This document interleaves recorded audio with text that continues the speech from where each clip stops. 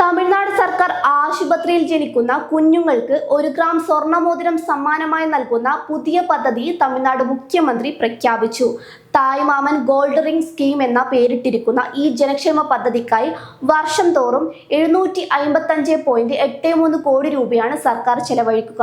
പദ്ധതിയുടെ ടെൻഡർ നടപടി അടിയന്തരമായി പൂർത്തിയാക്കാൻ മുഖ്യമന്ത്രി ഉദ്യോഗസ്ഥർക്ക് നിർദ്ദേശം നൽകിയിട്ടുണ്ട്. മുഖ്യമന്ത്രി വിജയുടെ ജന്മദിനമായ 2026 ജൂൺ 22 മുതൽ സർക്കാർ ആശുപത്രികളിൽ ജനിക്കുന്ന കുട്ടികൾ ഈ പദ്ധതിയുടെ ആനുകൂല്യത്തിന് അർഹരായിരിക്കും. പേരറിജ്ഞർ അണ്ണായുടെ ജന്മവാർഷിക ദിനമായ 2026 സെപ്റ്റംബർ 15-ന് പദ്ധതി ഔദ്യോഗികമായി ഉദ്ഘാടനം ചെയ്യും.